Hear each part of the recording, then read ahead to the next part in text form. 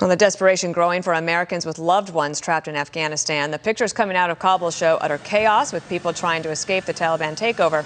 Our next guest was one of the first lawmakers to urge Americans to call his office if they have family members stuck in Afghanistan. Republican Senator Tom Cotton of Arkansas, a member of the Senate Armed Services Committee. And I saw all of your tweets over the weekend. I mean, you got a lot of calls. And in the meantime, there was this news that we just want to remind everybody about the prisoner swap that President Obama agreed to when he was figuring out a way to get Bo Bergdahl back to American soil. Here is what you said about that prisoner swap and what would happen. Take a listen. We don't just give away 5 senior Taliban commanders. Again, these are not goat herders or foot soldiers or couriers. These are high-level commanders, the equivalent of their Secretary of Defense. And Senator Cotton, this is the New York Post cover this morning. Top Taliban leader is terrorist Obama let go from Gitmo. Karikaba is his name, was part of the Bergdahl exchange. And get your thoughts on that this morning. Yeah, Dana, as I said at the time, and it's been proven true now, it's extremely dangerous to let these terrorists at Guantanamo Bay out of Guantanamo. Again, these are not low-level foot soldiers, not T-boys for high-level commanders. These are in some cases like the equivalent of the Secretary of Defense or the CIA director.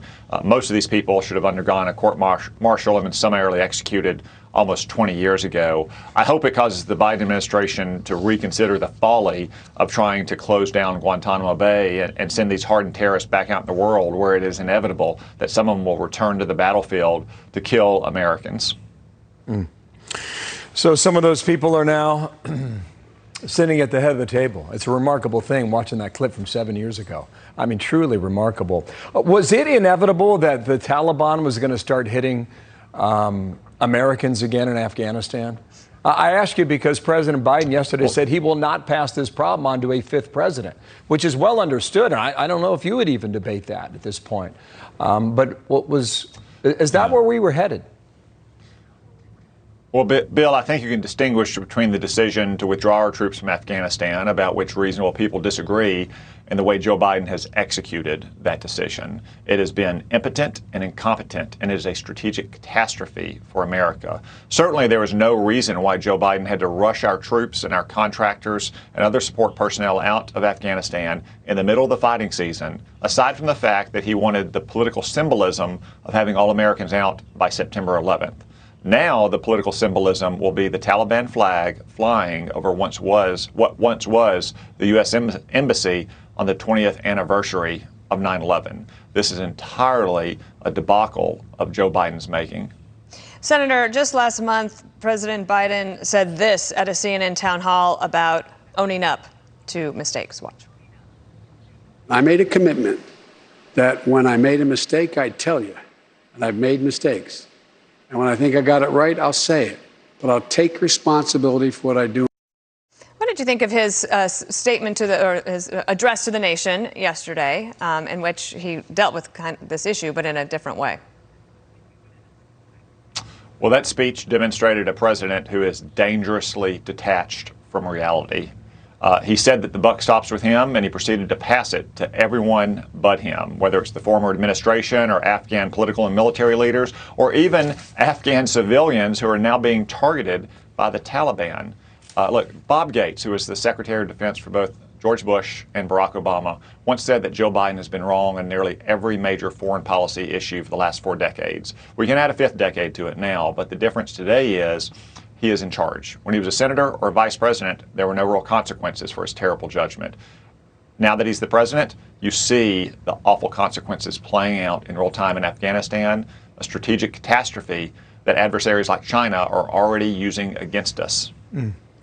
Did the Afghan army know that we were leaving? I asked that because, we had this giant base, Bagram, north of Kabul. We've been operating the thing for 20 years, and just a couple of weeks ago, it seemed like we gave them 20 minutes notice to leave. I mean, if that was the policy, you can Bill, kind of understand why people would say, well, you don't have our backs anymore. What do you think of that? Well, yeah, again, this all goes back to Joe Biden's decision to rush the troops out by September 11th, something that was totally needless and set up the Afghans for failure.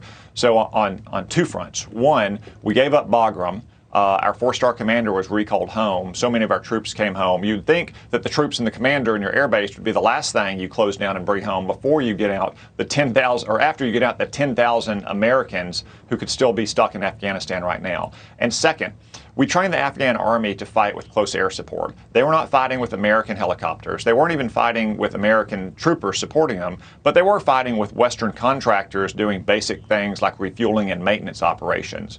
Biden insisted that all those contractors come out as well. So all those helicopters were almost immediately grounded. So he pulled the rug out from underneath the Afghan army over the last 4, 5, 6 weeks. We shouldn't be surprised that when we train them to fight one way and then we prevent them from fighting that way, that they oftentimes got overrun by the Taliban.